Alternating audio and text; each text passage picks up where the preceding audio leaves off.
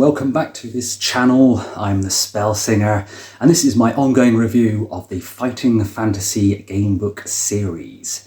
And in this review, I'm going to talk a little bit about this title and book number, read the blurb to you, have a quick chat about the plot, and then go through some of the game mechanics and have a look at that adventure sheet, and then run the artwork through this video and have a little chat about that.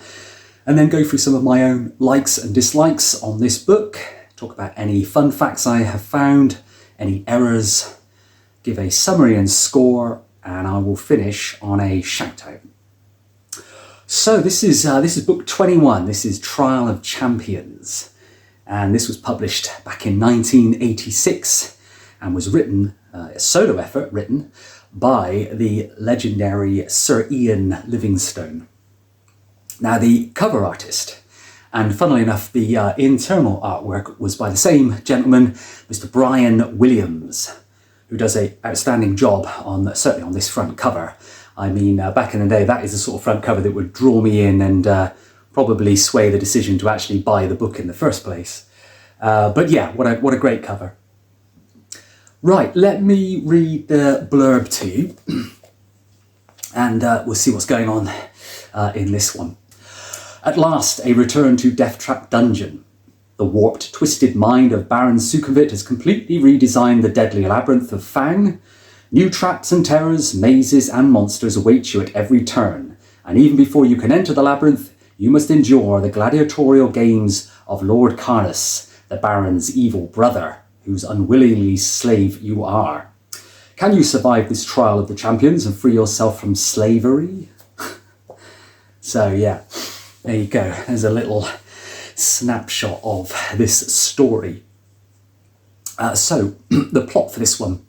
Now, the player, you assume the role of a slave to Lord Carnuss, like I say, whose brother, Baron Sukumvit, has revived this dungeon from the original book, Deathtrap Dungeon, and he's offering 20,000 gold coins to anyone, basically, who can survive it and get through to the exit. Now, the main objective is to pass through this new dungeon and basically be free from slavery. So, nice, simple plot. But first, you must survive this rigorous gladiatorial training, this amphitheatre, if you like, along with 41 other contestants. So they're all slaves, and they're all battling it out to get access to this dungeon and win their freedom. And as the book begins, the adventure, so obviously, like I say, you're a slave. You begin with no weapons as such, no equipment, no potions, no provisions or anything like that. So you're basically just wearing a loincloth. Now, the change of plot makes for quite a different feeling within Trial of Champs. So in response to sort of previous adventures, adventurers having beaten this trial in Deathtrap Dungeon, obviously Baron Sukumvit is licking his wounds, as it were, and comes back with vengeance, unleashing an altogether deadlier Trial of Champions. And basically anyone foolish enough to attempt it is going to be met with some terrible, as the title would suggest, monsters, encounters and trickery. Enter Sukumvit's brother, Lord Carnuss, and he wants to get one up on his brother by finding someone to enter it and essentially win it. So, in other words, you.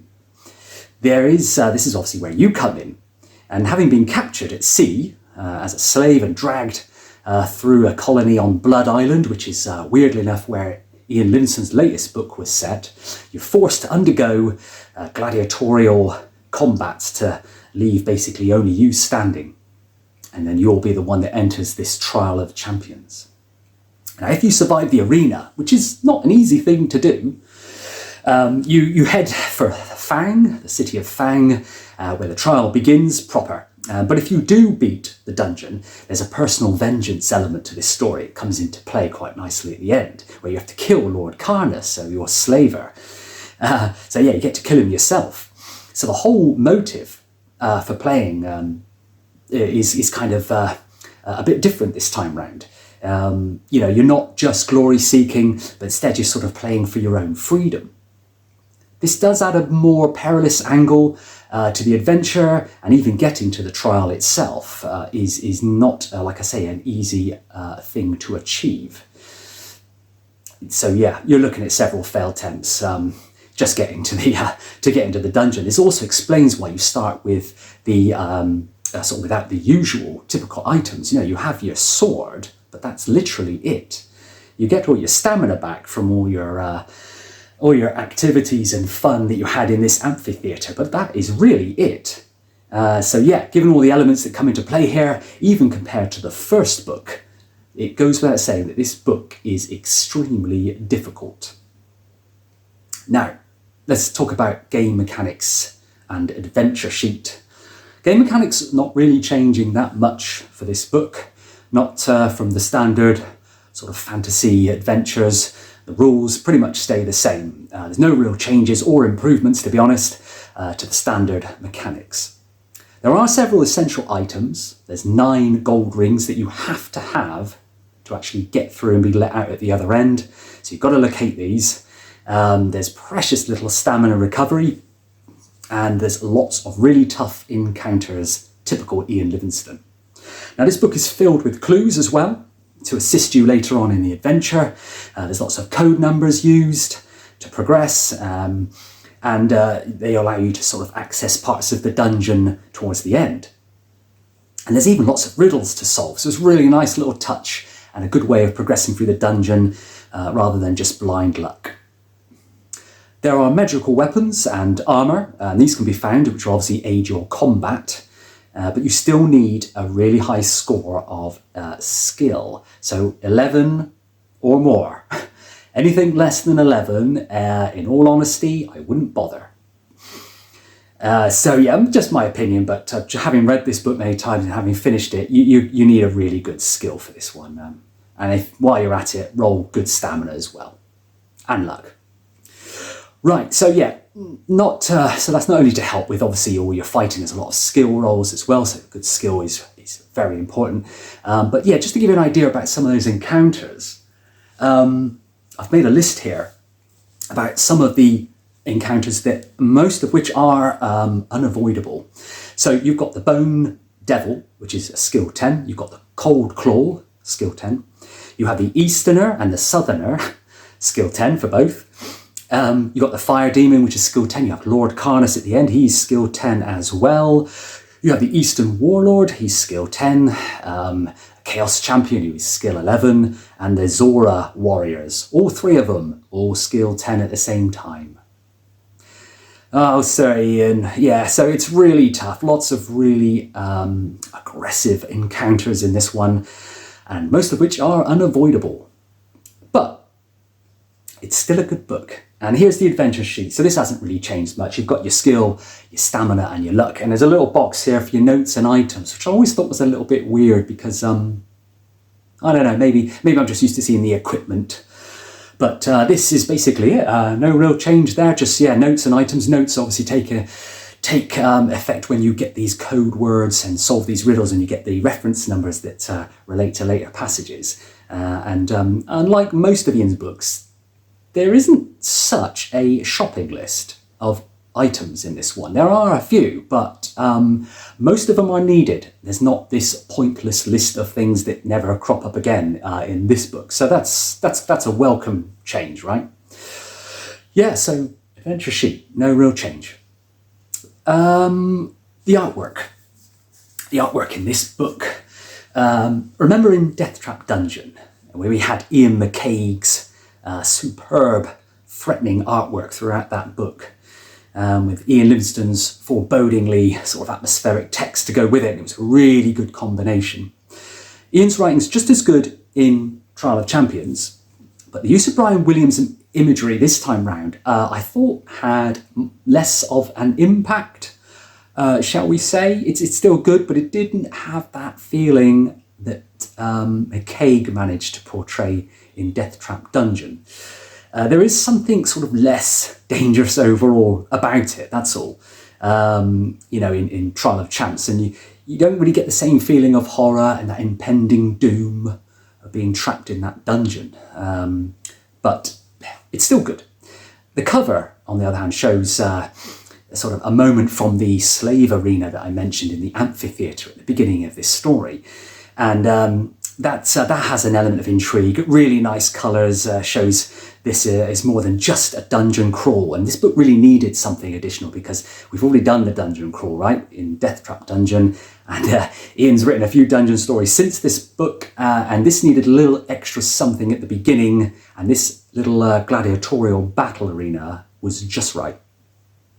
There is sort of this effective sun-drenched quality to that front cover, with its vibrant colours, and of course you've got this fella and Lord Carnuss in the background kind of overseeing everything, lots of bold yellows and reds.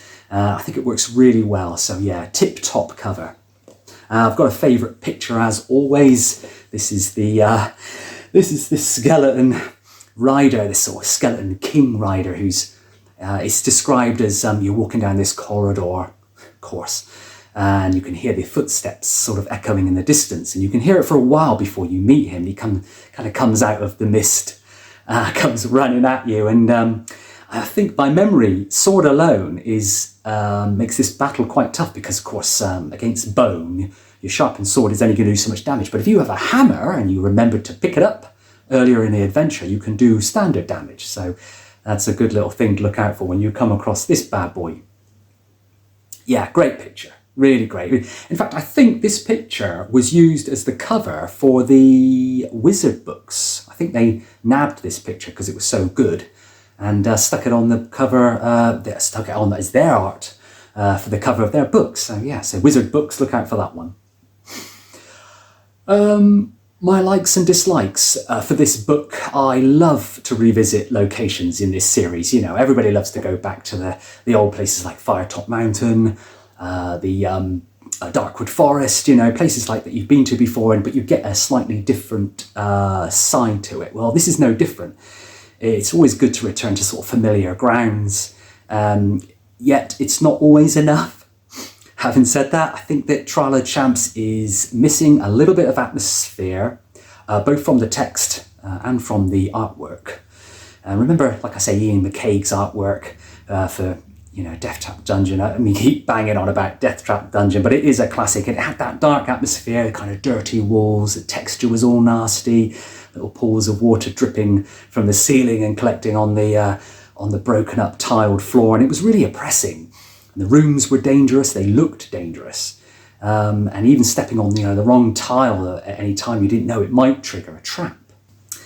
So all the time you were thinking, you know, impending doom around any corner. And while Brian Williams is really great and it looks good, it's all a little bit too clean.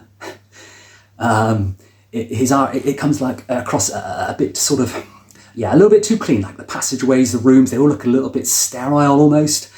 With the clean walls and the clean bricks and the clean paving stones. The floors look all nicely swept. It looks like they've had a good old spring clean. Whereas McCaig's artwork was just dark, nasty, and debris everywhere. So yeah, I kind of missed that, but it's, you know, I can get over it. Livingstone is also to blame a little bit for his lack of descriptive narrative in this one, where everything is just a little bit too brief. You never really walk along a corridor, you just arrive at a junction, or you never sort of approach a door, you just there. There's not the descriptive work, it just isn't there, which is a bit of a shame. The environments have a little bit more of a brief sort of description, and the surroundings even more brief, and the rooms tend to be quite empty.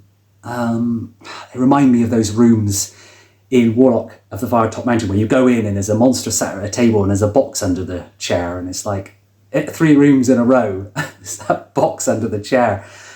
But yeah, Deathtrap Dungeon was filled with that kind of atmosphere. Yeah, the walls were dripping, the corridors stank, and there was always that thing about the temperature rising and dropping wherever you were in the dungeon. I really liked that, but not so much in Trial of Champs. It's missing something from that descriptive nature.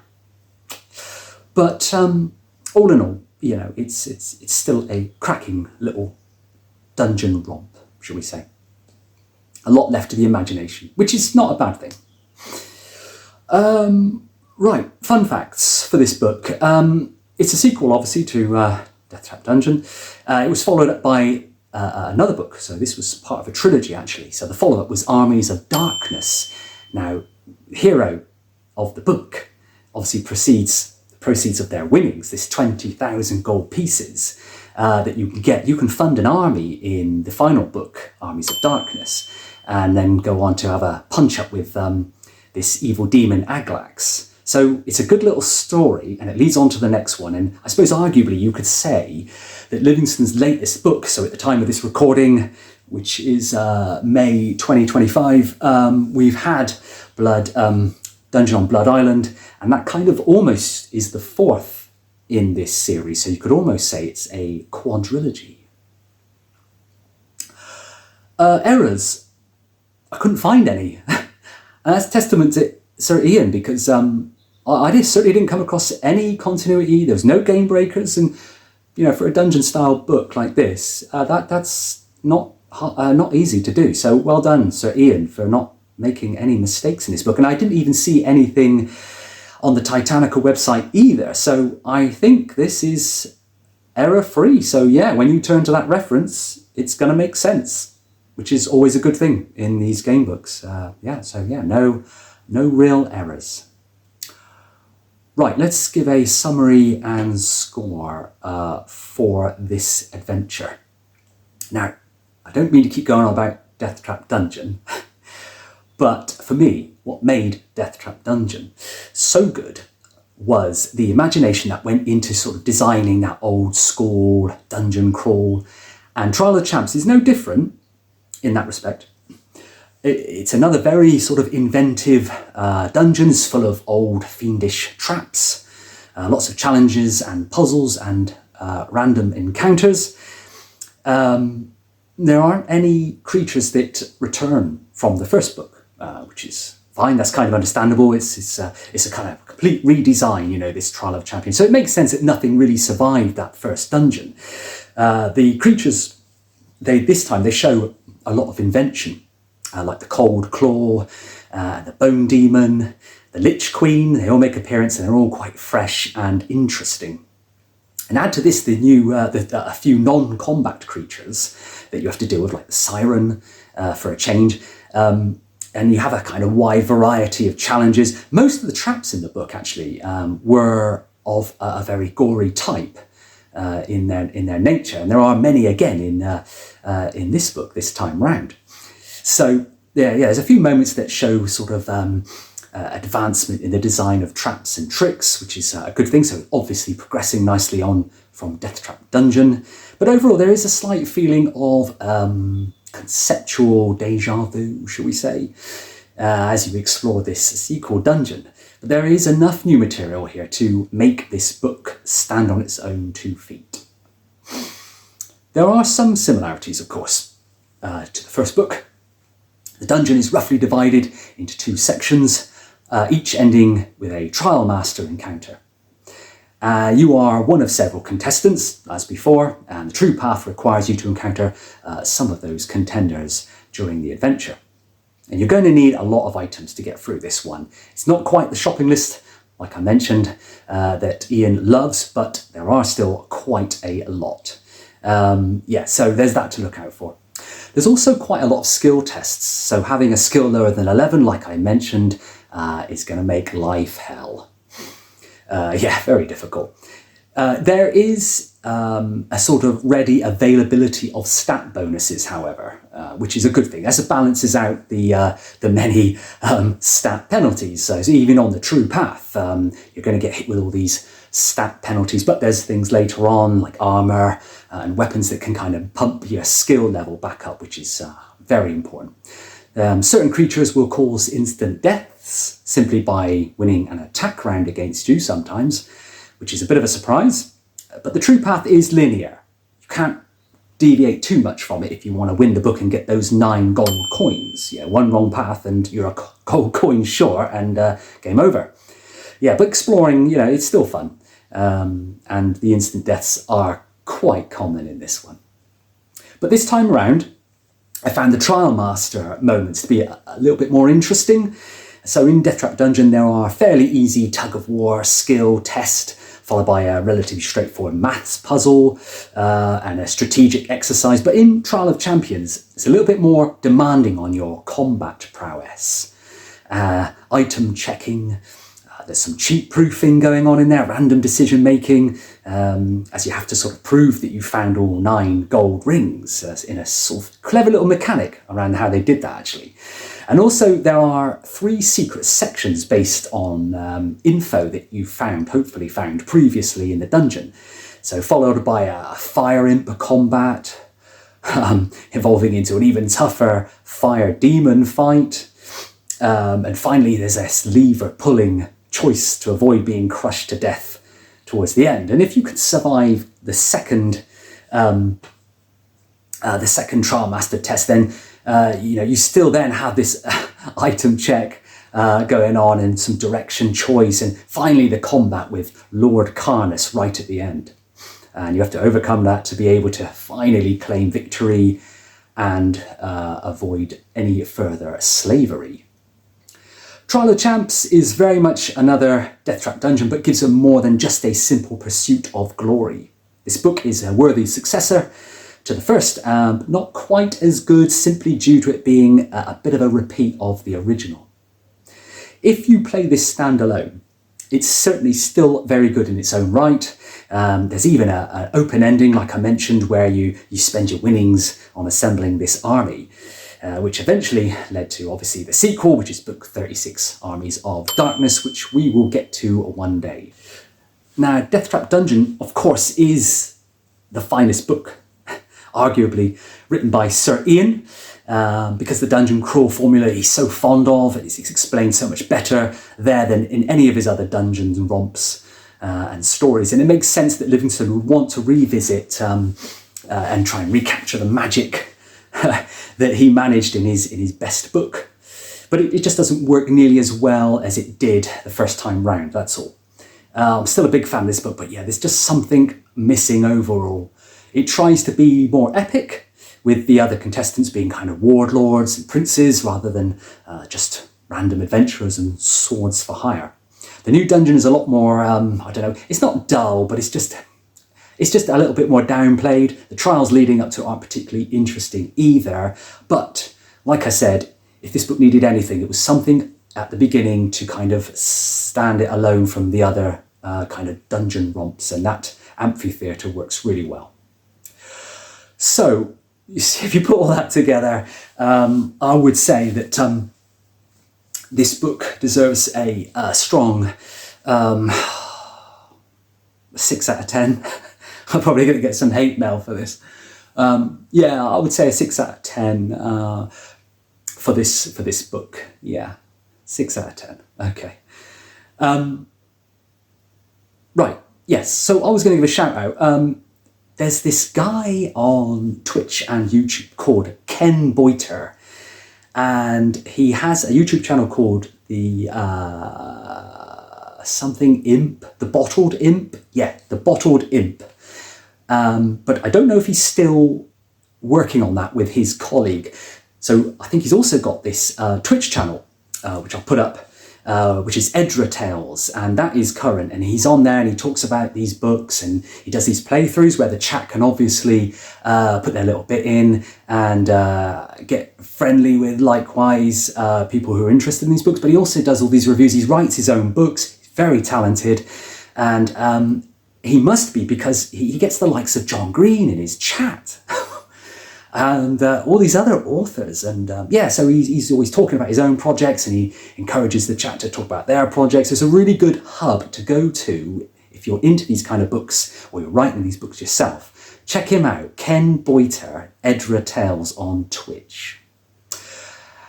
Right, I'm pretty much sure that's what I wanted to chat about. Trial of Champions. It's a good entry. I really enjoyed it. I just wish it had a little bit more going for it and recaptured a bit of that magic that Deathtrap Dungeon did. But anyway, I hope you enjoyed that review. If you did, maybe give it a thumbs up, maybe share it. And it's always good to hear comments from you guys and gals about your experiences and whether you like this book, maybe you love it. maybe you hate it.